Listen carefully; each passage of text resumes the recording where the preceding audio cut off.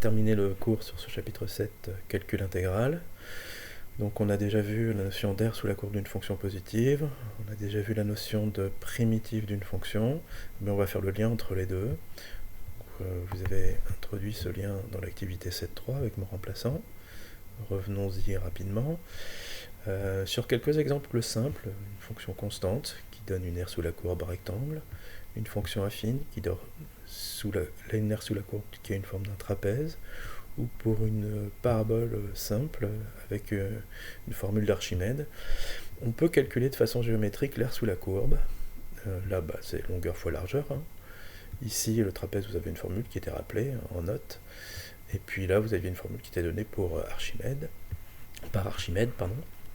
Eh bien, lorsqu'on fait l'aire sous la courbe en utilisant les propriétés géométriques disponibles, 3 fois 5, 15, et lorsqu'on utilise une primitive, par exemple f de x, enfin ici f de x est 3, une primitive grand F c'est 3x, et bien la valeur de 3x en 6 c'est 3x, ça donne 3 fois 6, 18, la valeur de cette primitive en 1, 3 fois 1, 3, 18 moins 3, ça donne aussi 15.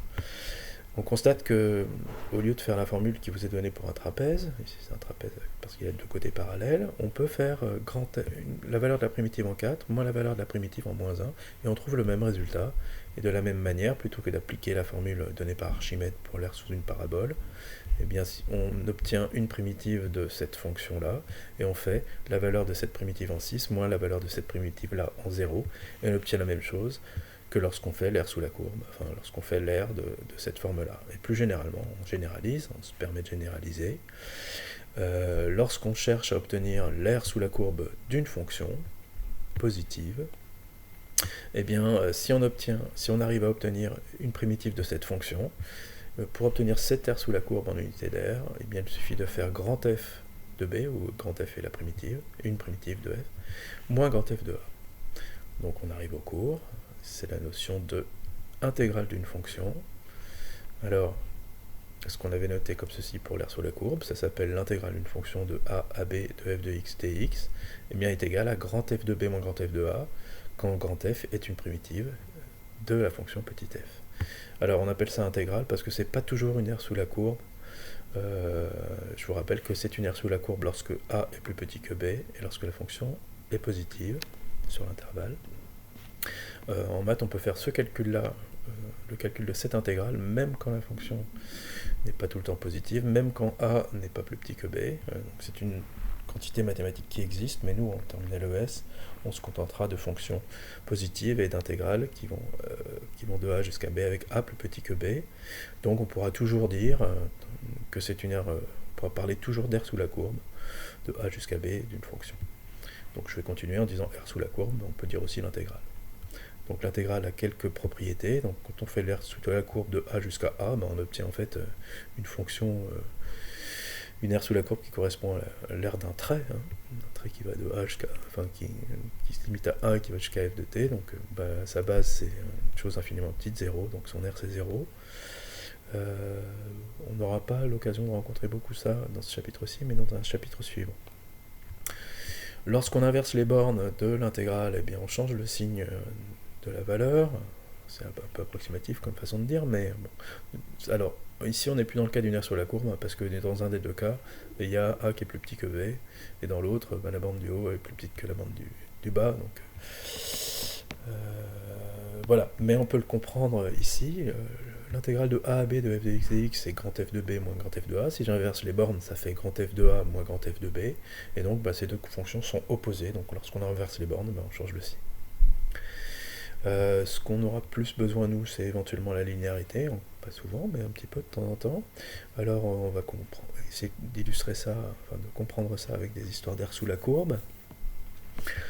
Si vous prenez l'aire sous la courbe de a à b de, par exemple, 3 fois une fonction, eh bien vous obtenez le même résultat si vous prenez 3 fois l'aire sous la courbe de cette fonction. En fait, la fonction est plus haute, elle est 3 fois plus haute, donc son aire est 3 fois plus grande.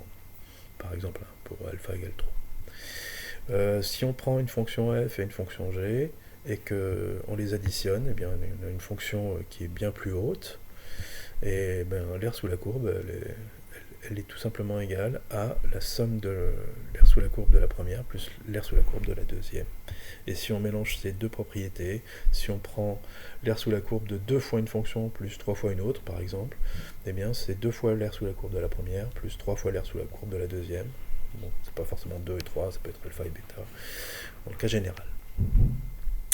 Voilà. Alors, si la fonction est positive avec plus petit que b, bah, l'aire sous la courbe c'est une aire, donc c'est positif. Donc ça, pour nous, ce sera tout le temps le cas, puisqu'on prendra toujours des fonctions positives et on prendra toujours a plus petit que b.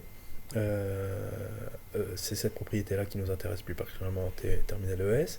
Si la fonction f est plus petite que la fonction g, on peut imaginer une fonction f qui est en dessous d'une fonction g, et bien l'aire sous la courbe de f est inférieure à l'aire sous la courbe de g. En termes d'aire, ça se comprend assez facilement. Si la fonction g est plus haute que la fonction f, et bien l'aire sous la courbe de g est plus grand de que l'aire sous la courbe de f.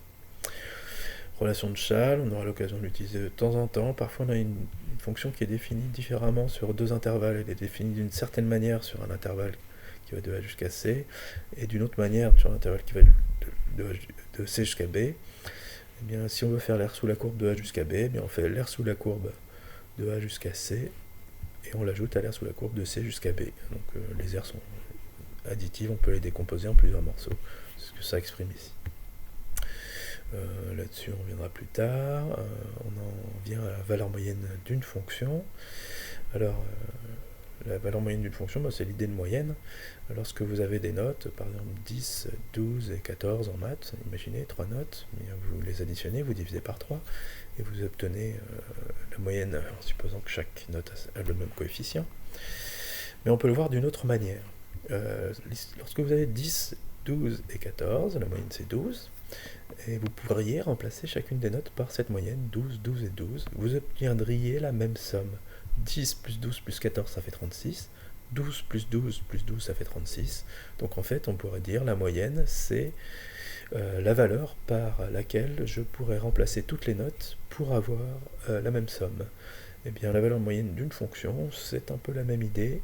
Vous avez une fonction f qui est schématisée ici, et la somme des valeurs de f, on peut voir ça comme l'aire sous la courbe. Eh bien, quelle est l'idée de la valeur moyenne? Eh bien, je voudrais remplacer toutes les valeurs de cette fonction f par une valeur, de façon à ce que l'aire sous la courbe de f soit la même que l'aire sous la courbe de cette valeur-là, constante. Donc il faut trouver la valeur de mu pour que l'aire grisée soit égale à l'aire hachurée. Alors l'aire hachurée, c'est un rectangle qui fait une certaine hauteur, mu, et qui fait une certaine largeur, b-a. Eh bien, son aire, c'est mu fois b-a. Il faut que mu fois b-a soit égal à l'aire sous la courbe, et donc il faut que mu soit égal à l'aire sous la courbe divisé par 1 sur b-a. Donc la formule est à retenir. Mu, c'est le m grec, comme valeur moyenne, m comme moyenne.